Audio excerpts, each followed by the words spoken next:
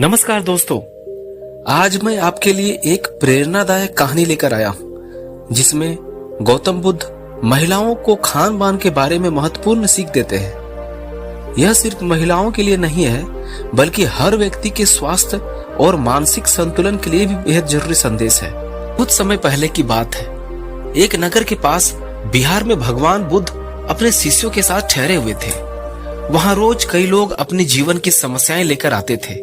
कोई मानसिक शांति चाहता, कोई स्वास्थ्य से जुड़ा प्रश्न पूछता, तो कोई पारिवारिक जीवन के बारे में मार्गदर्शन लेने आता था। एक दिन एक युवा स्त्री गौतम बुद्ध के पास आई। वह देखने में स्वस्थ लगती थी, लेकिन उसके चेहरे पर थकान और चिंता साफ झलक रही थी। उसने गौतम बुद्ध को प्रणाम किया और बोली, भगवान, मैं अक्सर थक जाती हूँ, मन भी भारी भारी सा रहता है। मैंने कई उपाय किए हैं लेकिन पूरी ऊर्जा महसूस नहीं होती। क्या भोजन का इससे कोई संबंध है? गौतम बुद्ध ने शांत स्वर में कहा, मन और शरीर दोनों भोजन से प्रभावित होते हैं। जो हम खाते हैं वह धीरे धीरे हमारे विचार, ऊर्जा और भावनाओं को भी प्रभावित करता है। इसलिए आहार केवल पेट भरने के लिए नहीं बल्कि संतुलित जीवन जीने के लिए भी होना चाहिए। अधिक भोजन शरीर को बोझिल बना देता है। जब पेट आवश्यकता से ज्यादा भर जाता है तो शरीर ऊर्जा पचाने में लगाता है और मन को सुस्त कर देता है। उन्होंने समझाया, संयमित भोजन स्वास्थ्य देता है लेकिन अत्यधिक भोजन आलस्य और असंतुलन पैदा करता है।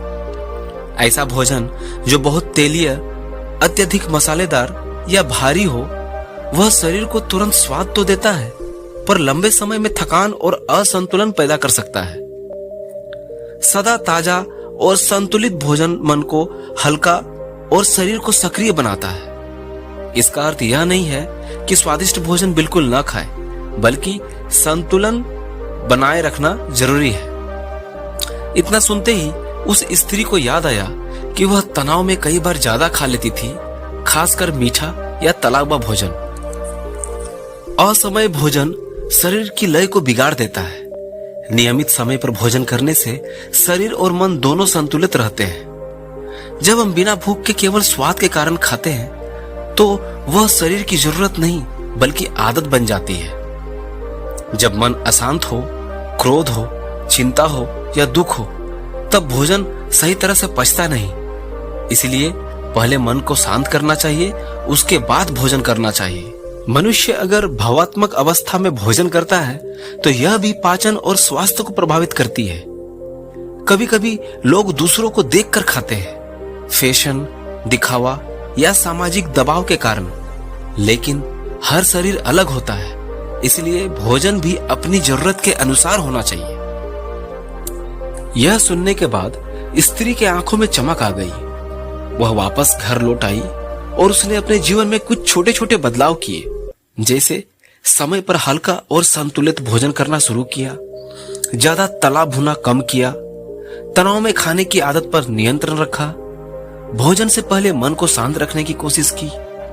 ये सब परिवर्तन उसने अपने जिंदगी में किया और कुछ ही महीनों में उसने महसूस किया कि उसकी ऊर्जा बढ़ गई, मन भी पहले से अधिक शांत रहने लगा। वह गौतम बुद्ध के पास फिर वापस आई और बोली, भगवान, अब मुझे समझ में आ गया कि भोजन केवल स्वाद नहीं बल्कि जीवन का संतुलन है।